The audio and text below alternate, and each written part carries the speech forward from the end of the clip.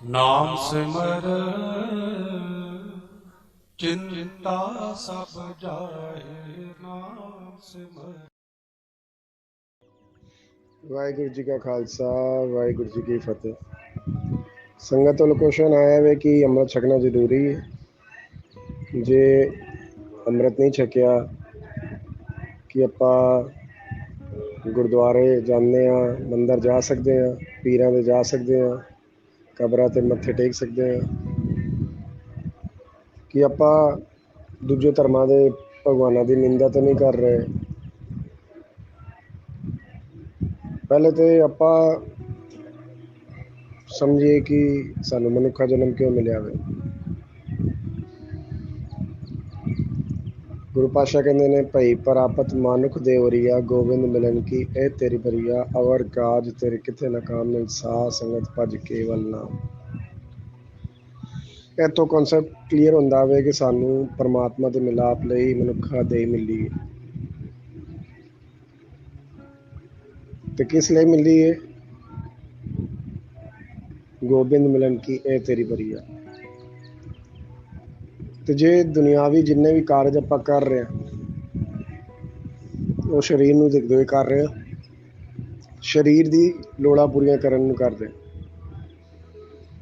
ਗੁਰੂ ਪਾਤਸ਼ਾਹ ਕਹਿੰਦੇ ਨੇ, ਇਹ ਸਰੀਰ ਤੇ ਹਾੜ ਮਾਸ ਨਾੜੀ ਕੋ ਪਿੰਜਰ ਹੈਗਾ ਵੇ, ਇਹਨੇ ਇੱਥੇ ਹੀ ਖਤਮ ਹੋ ਜਾਣਾ। ਤੇਰਾ ਅਸਲਾ ਕੀ ਹੈ? ਤੇਰੀ ਪਹਿਚਾਨ ਕੀ ਹੈ? ਤੂੰ ਕੌਣ ਹੈ? ਤੇ ਗੁਰਬਾਣੀ ਕਹਿੰਦੀ, ਮਨ ਤੂੰ ਜੋ ਸਰੂਪ ਹੈ ਆਪਣਾ ਮੂਲ ਪਛਾਣ। ਤੇਰੀ ਆਇਡੈਂਟੀਟੀ ਕੀ ਹੈ? ਤੂੰ ਵਾਹਿਗੁਰੂ ਹੈ, ਤੂੰ ਗੁਰੂ ਨਾਨਕ ਹੈ, ਤੂੰ ਛੋਟਾ ਗੁਰੂ ਨਾਨਕ ਹੈ। ਆਪਾਂ ਅੰਮ੍ਰਿਤ ਕਿਉਂ ਛਕਣਾ ਵੇ? ਅੰਮ੍ਰਿਤ ਦਾ ਭਾਵ ਅਰਥ ਹੈਗਾ ਵੇ ਆਤਮਿਕ ਜੀਵਨ ਦੇਣ ਵਾਲਾ ਨਾਮ ਜਲ। ਤੁਹਾਡੀ ਆਤਮਾ ਨੂੰ ਜਾਗਰਤ ਕਰ ਦੇਗਾ। ਉਹ ਤੁਹਾਡੀ ਆਤਮਿਕ ਖੁਰਾਕ ਹੈਗੀ। ਜਦ ਤੱਕ ਤੁਹਾਨੂੰ ਅੰਮ੍ਰਿਤ ਦੀ ਦਾਤ ਨਹੀਂ ਮਿਲਦੀ, ਤੁਹਾਨੂੰ ਆਪਣੇ ਆਪ ਦੀ ਸੋਝੀ ਨਹੀਂ ਕਿ ਤੁਸੀਂ ਸਰੀਰ ਹੋ, ਕਿ ਤੁਸੀਂ ਜੀਵਾਤਮਾ।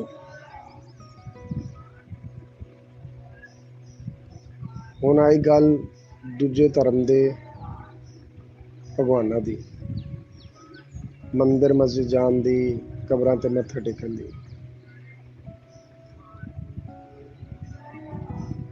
ਗੁਰਬਾਣੀ ਕਹਿੰਦੀ ਹੈ,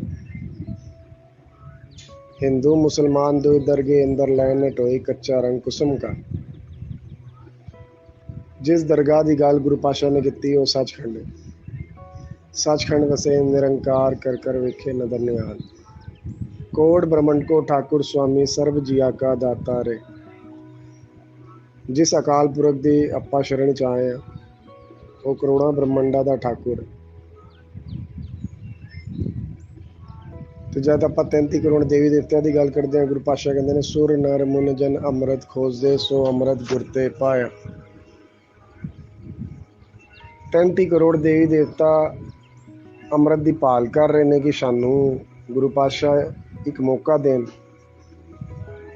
ਅਸੀਂ ਆਪਣੀ ਭੁੱਲ ਬਖਸ਼ਾ ਕੇ ਸਰੀਰ ਰੂਪੀ ਦੇਹ ਤੇ ਆ ਕੇ ਅੰਮ੍ਰਿਤ ਦੀ ਦਾਤ ਲਈਏ ਤਾਂ ਮੁਕਤੀ ਹੋ ਜਾਏ। ਕਿਉਂ? ਇਸ ਸਰਪਣੀ ਤੇ ਉੱਪਰ ਨਹੀਂ ਬਲੀਆ, ਜਿਨਨੇ ਬ੍ਰਹਮਾ ਵਿਸ਼ਨੂੰ ਮਹਾਦੇਵ ਛਲਿਆ। ਜਿਨ੍ਹਾਂ ਨੂੰ ਲੋਕੀ ਰੱਬ ਸਮਝ ਕੇ ਪੂਜ ਰਹੇ ਨੇ, ਉਹਨਾਂ ਨੂੰ ਤੇ ਮਾਇਆ ਨੇ ਛਲ ਲਿੱਤਾ। ਮਾਇਆ ਦੀ ਠਗਬੂਟੀ 'ਚ ਆ ਗਏ। ਤੇ ਜਦ ਆਪਾਂ ਬਾਣੀ ਵਿਚਾਰ ਕਰਦੇ ਹਾਂ, ਸਾਨੂੰ ਸਮਝ ਆਉਂਦਾ ਵੇ ਕਿ ਇਹ ਵੀ ਮੁਕਤ ਨਹੀਂ ਨੇ। ਉਹ ਭਾਲ ਕਰ ਰਹੇ ਨੇ ਅੰਮ੍ਰਿਤ ਦੀ, ਲੇਕਿਨ ਅਜੇ ਅੰਮ੍ਰਿਤ ਮਿਲਿਆ ਨਹੀਂ, ਉਹਨਾਂ ਨੂੰ ਮੁਕਤੀ ਮਿਲੀ ਨਹੀਂ।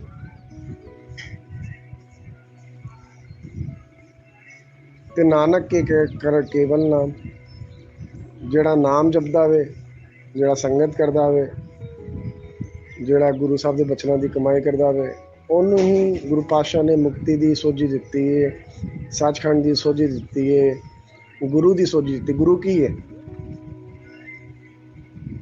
ਗੁਰੂ ਨਾਲ ਪਿਆਰ ਕਿਵੇਂ ਪਾਣਾ ਵੇ? ਗੁਰੂ ਪੱਖ ਕੀ ਹੈ? ਗੁਰੂ ਪਾਤਸ਼ਾਹ ਕਹਿੰਦੇ ਨੇ, ਗੁਰ ਪਰਮੇਸ਼ਵਰ ਪੂਜੀਏ, ਮਨ ਤਨ ਲਾਏ ਪਿਆਰ, ਸਤਿਗੁਰ ਦਾਤਾ ਜੀ ਕਾ। ਸਤਿਗੁਰ ਧੰਨ ਧੰਨ ਸ਼੍ਰੀ ਗੁਰੂ ਗ੍ਰੰਥ ਸਾਹਿਬ ਜੀ ਸਾਡੇ ਜੀਵਾਤਮਾ ਦੇ ਦਾਤੇ ਨੇ। सतगुरु दाता जी का सबसे दे आधार। गुर की महिमा क्या कहा गुर विवेक सत्सर ओ आद जुगादी जुगो जुग पूरा परमेश्वर। आद की है जद चार जुग नहीं बनने सन, सतयुग द्वापर तेता ते हुण कलयुग चल रहा है। तो जिन्ने भी देवी देवता होए ने ਇਹ चार युगां च आए। तो जिस गुरु की गल आपां कर रहे हैं, गुरु का पक्ष रख रहे हैं, वो आद जुगादी जुगो जुग पूरा परमेश्वर। जब धरती नहीं सी, आकाश नहीं सी, हवा चंद सूरज तारे कुछ नहीं सी, कोई ब्रह्मंड नहीं सी, तां भी अकाल पुरख वाहिगुरू हैगा सी।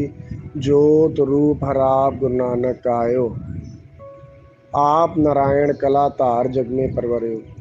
आप वाहिगुरू अकाल पुरख ने गुरु नानक दा शरीर धार के सानू सोझी देन आए सन कि धन धन आ श्री गुरु ग्रंथ साहिब जी नाल जुड़ो, जो सूक्ष्म रूप विच सचखंड विराजमान हैगे ने।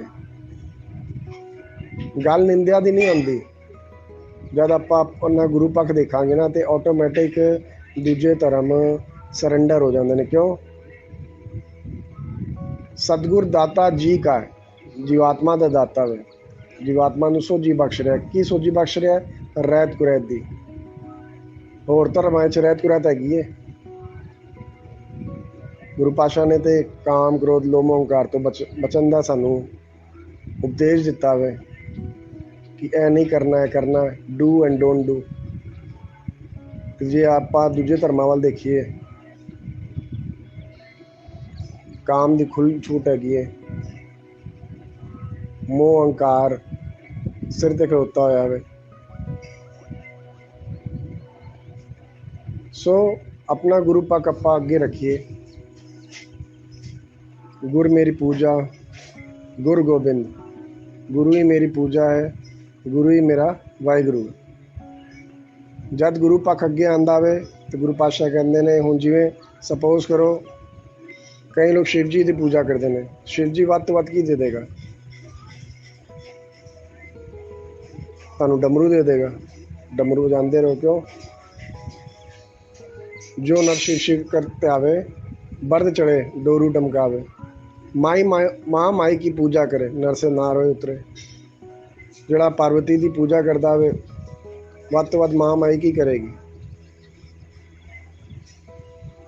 तुहानूं आदमी तो औरत बना देगी, क्योंकि उन्होंने वो गुण हैगे ने, जिन्हों के गुण आपां लवांगे उवें ही बन जाएंगे। तो आपां अपने गुरु के गुण लईए। गुरु की है? गुर समर्थ, गुर निरंकार, गुर ऊंचा उगम अपार। गुर की महिमा क्या कहा गुर विवेक सत्सर ओ आज जुगादी जुगो जुग पूरा परमेश्वर। नाले वो जोत है, वो प्रकाश है।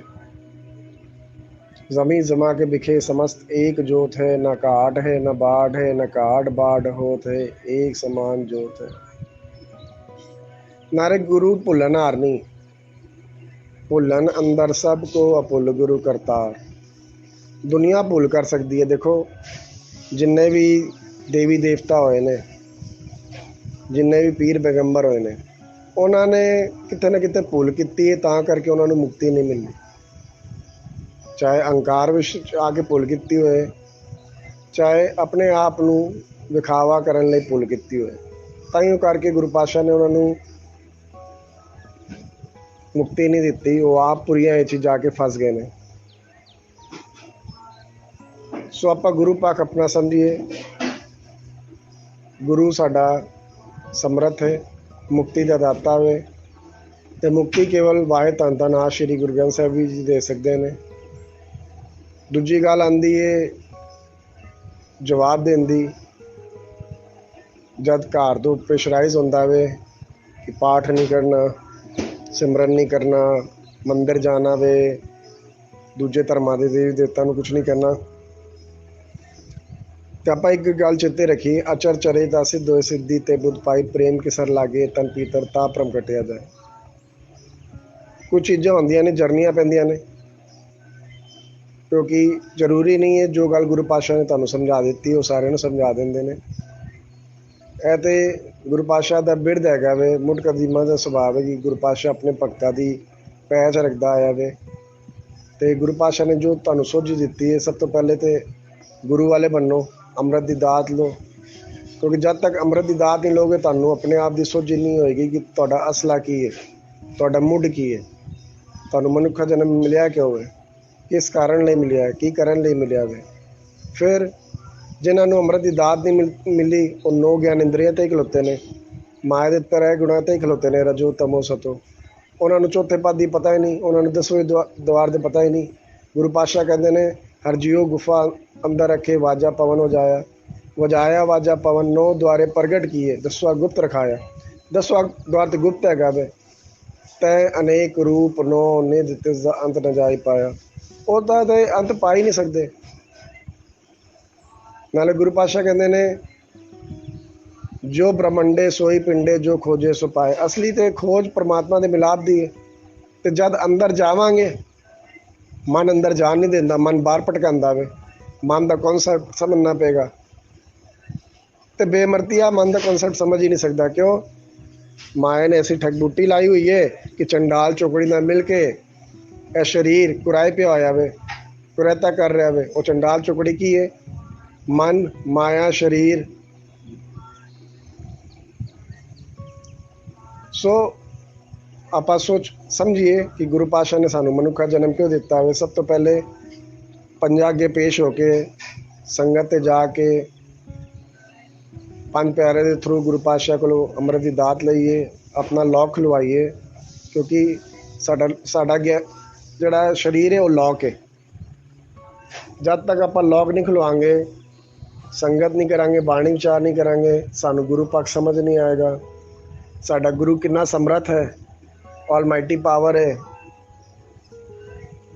ਤੇ ਜਿਸ ਦਿਨ ਗੁਰੂ ਪਾਤਸ਼ਾਹ ਨੇ ਸਾਡੇ ਸੀਸ 'ਤੇ ਹੱਥ ਧਰ ਦਿੱਤਾ, ਸਾਨੂੰ ਤਿੰਨਾਂ ਲੋਕਾਂ ਦੀ ਸੋਝੀ ਹੋ ਜਾਏਗੀ, ਸੁਰਤੀ ਲੱਗ ਗਈ। ਤੁਹਾਨੂੰ ਪਤਾ ਚੱਲ ਜਾਏਗਾ ਕਿ ਜਿੰਨੇ ਵੀ 33 ਕਰੋੜ ਦੇਵੀ ਦੇਵਤਾ ਨੇ ਉਹ ਤਾਂ ਸੰਗਤ ਦੇ ਜੋੜਿਆਂ 'ਤੇ ਬੈਠੇ ਹੋਏ ਅਰਦਾਸਾਂ ਕਰ ਰਹੇ ਨੇ। ਸੋ ਗੁਰੂ ਸਾਹਿਬ ਬਖਸ਼ਿਸ਼ ਕਰਨ।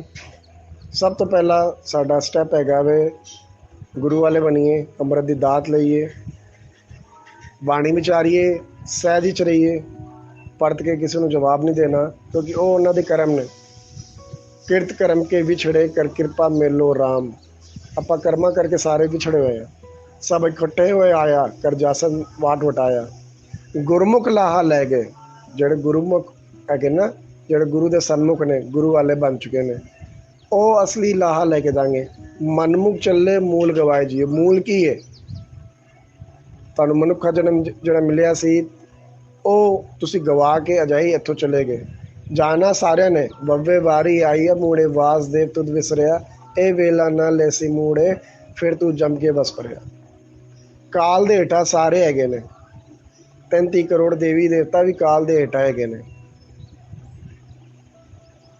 ਤੇ ਇੱਕ ਗੁਰਸਿੱਖ ਹੀ ਐਸਾ ਹੈਗਾ ਜਿਹਨੂੰ ਗੁਰੂ ਸਾਹਿਬ ਨੇ ਕਿਹਾ ਵੇ ਕਿ ਸਤਿਗੁਰ ਸ਼ਰਨੀ ਆਇਆ ਬਹੁਰ ਨਹੀਂ ਵਿਨਾਸ਼। ਤੂੰ ਚਰਨੀ ਲੱਗ ਗਿਆ ਗੁਰੂ ਪਾਤਸ਼ਾਹ ਦਾ, ਤੇਰਾ ਵਿਨਾਸ਼ ਨਹੀਂ ਹੁੰਦਾਗਾ, ਪਾਉ ਵਿਨਾਸ਼ ਨਹੀਂ ਹੁੰਦਾਗਾ। ਆਗੇ ਸੁਖ ਮੇਰੇ ਮੀਤਾ, ਪਾਛੇ ਅਨੰਦ ਪ੍ਰਭ ਕੀਤਾ, ਪਰਮੇਸ਼ਵਰ ਬਨਤ ਬਣਾਈ, ਫਿਰ ਡੋਲਤ ਕਤੋ ਨਾ ਆਈ। ਜੇ ਤੂੰ ਮਨੁੱਖਾ ਜਨਮ ਲੈ ਕੇ ਨਾਮ ਜਪਿਆ, ਬਾਣੀ ਵਿਚਾਰੀ, ਸੰਗਤ ਕੀਤੀ, ਚਰਨ ਤੂੰ ਲਿੱਤੀ, ਸਵਾਸ ਸਵਾਸ ਸਿਮਰਨ ਕੀਤਾ, ਤੇਰਾ ਇੱਥੇ ਵੀ ਮੈਂ ਸਫਲਾ ਕਰ ਦਾਂਗਾ ਤੇ ਅਗਾ ਤੁਰ ਦਰਗਾਹ 'ਤੇ ਵੀ ਮੈਂ ਸਫਲਾ ਕਰ ਦਾਂਗਾ। ਸੋ ਕੋਸ਼ਿਸ਼ ਕਰੀਏ ਆਪਣਾ ਗੁਰੂ ਪੱਖ ਅੱਗੇ ਰੱਖੀਏ। ਜੇ ਸਾਹਮਣੇ ਵਾਲਾ ਨਹੀਂ ਮੰਨ ਰਿਹਾ ਤੇ ਜ਼ਰੂਰੀ ਨਹੀਂ ਹੈ ਕਿ ਆਪਾਂ ਉਹਨਾਂ ਨੂੰ ਪ੍ਰੈਸ਼ਰਾਈਜ਼ ਕਰਕੇ ਮਨਾਈਏ। ਮਨ ਮਾਨੇ ਲੋਕ ਨਾ ਭਤੀਜੇ, ਨਾ ਭਤੀਜੇ ਤੋਂ ਕਿਆ ਕੀਜੇ। ਜੇ ਉਹ ਨਹੀਂ ਮੰਨਦੇ, ਉਹਨਾਂ ਦੇ ਆਪਣੇ ਕਰਮ ਹੈਗੇ ਨੇ। ਜੇ ਗੁਰੂ ਸਾਹਿਬ ਨੇ ਸਾਨੂੰ ਸਮਝਾ ਦਿੱਤਾ ਵੇ ਤਾਂ ਸਭ ਤੋਂ ਪਹਿਲੇ ਅੰਮ੍ਰਿਤ ਦੀ ਦਾਤ ਲਈਏ, ਗੁਰੂ ਪੱਖ ਸਮਝੀਏ। ਜਿੱਥੇ ਵੀ ਨਾਮ ਲੇਵਾ ਸੰਗਤ ਹੋਏ ਉੱਥੇ ਜਾ ਕੇ ਸਿਮਰਨ ਕਰੀਏ, ਬਾਣੀ ਵਿਚਾਰੀਏ, ਚਰਨ ਧੂ ਲਈਏ ਤੇ ਗੁਰੂ ਪਾਤਸ਼ਾਹ ਨੂੰ ਅਰਦਾਸ ਕਰੀਏ ਕਿ ਗੁਰੂ ਪਾਤਸ਼ਾਹ ਸਾਡੀ ਸੁਰਤੀ ਲਵਾ ਦੇਣ, ਸਾਡਾ ਮਨ ਟਿਕ ਜਾਏ। ਤਾਂ ਸਾਨੂੰ ਖੇਡ ਸਮਝ ਆਏਗੀ ਕਿ ਅਗਲੀ ਦੁਨੀਆ ਦੀ ਖੇਡ ਕਿਹੜੀ ਹੈਗੀ ਹੈ। ਇਹ ਤਾਂ ਸਰੀਰ ਪੰਜ ਭੂਤਕ ਸਰੀਰ ਹੈ, 60 70 80 ਸਾਲ ਲਈ ਮਿਲਿਆ ਵੇ। ਅੱਗੇ ਦਾ ਜਿਹੜਾ ਅਸਲੀ ਖੇਡ ਹੈਗੀ ਹੈ ਉਹ ਲਾਈਫ ਆਫਟਰ ਡੈਥ ਹੈਗੀ ਹੈ। ਜੀਵਾਤਮਾ ਨੇ ਮਰਨਾ ਨਹੀਂ ਹੈ, ਹਿਸਾਬ ਕਿਤਾਬ ਜੀਵਾਤਮਾ ਨੇ ਦੇਣਾ ਵੇ। 8 ਕਰੋੜ 40 ਲੱਖ ਸਾਲ ਦਾ ਭੁਗਤਾਨ ਹੈਗਾ ਵੇ। ਨਾਨਕ ਜੀਵ ਪਾਏ ਕੇ ਲਿਖਣਾ ਵੇ ਧਰਮ, ਨਾਨਕ ਜੀਵ ਪਾਏ ਕੇ ਲਿਖਣਾ ਆਵੇ ਧਰਮ ਬਹਾਲਿਆ।